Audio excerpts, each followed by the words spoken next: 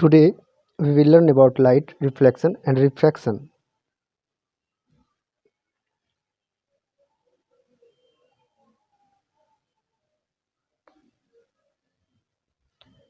If we will see its introduction, light is the form of energy which enables us to see. Nature of light, it shows three nature: ray, that is reflection; wave, refraction; particle, photoelectric effect.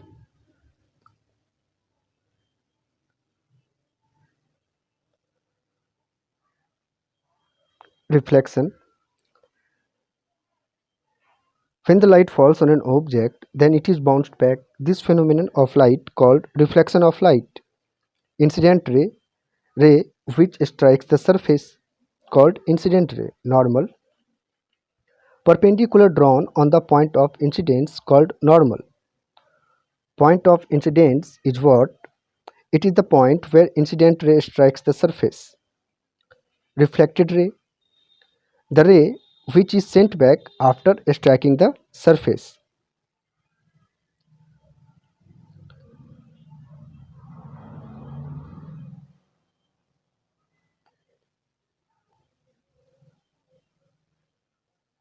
Laws of reflection, it has two laws. The incident ray, reflected ray, and the normal all lie in the same plane. Angle of incidence will be angle of reflection, that is angle I will be equal to angle R. This is the incident ray and this is the ray which is sent back, called reflected ray, and this is the perpendicular which is drawn on the point of incidence, called normal. Angle of incidence, it is the angle which is drawn between incident ray and the normal. Reflected ray, angle of reflection, angle of reflection is the angle which is drawn between normal and the reflected ray.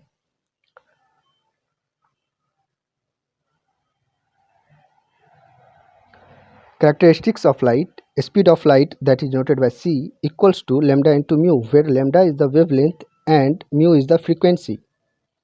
Speed of light is a constant which is 2.99 to the power 8 into 10 to the power 8 meter per second, or approximately 3 into 10 to the power 8 meter per second.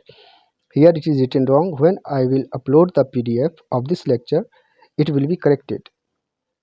Rectilinear propagation of light, it says light travels in a straight line between any 2 points.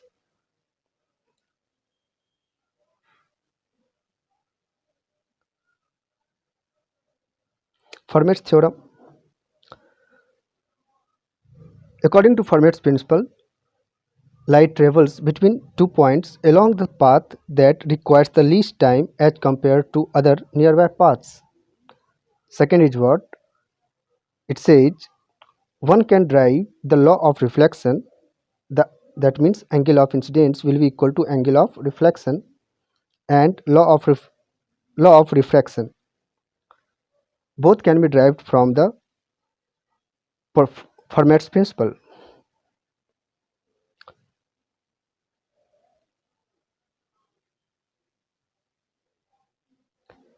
Now, plane mirror. A plane mirror is a mirror with a flat, planar, reflective surface. For light rays striking a plane mirror, the angle of reflection equals the angle of incidence. Plane mirror are the only type of mirror for which a real object always produces an image that is virtual, erect, and the same size as the object.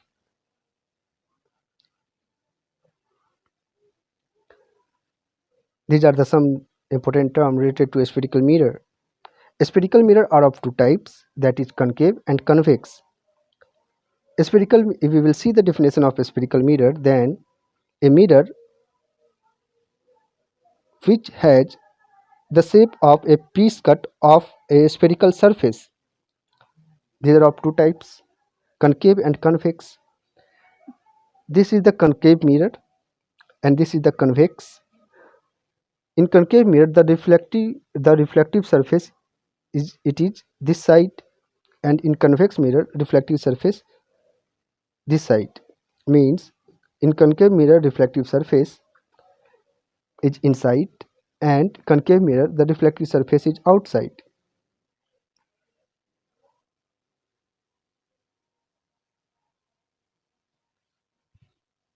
Some important term related to a spherical mirror: pole, the midpoint of a spherical mirror. It is the midpoint of the spherical mirror. Center of curvature, that is denoted by C, the center of a sphere that the spherical mirror was a part of. As you know, a spherical mirror is a part of hollow spherical glass of which one part is polished.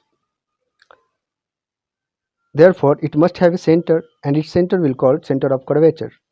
The radius of curvature, since it has a center, and it was a part of hollow spherical glass, so it must have a radius, and its radius will called radius of curvature.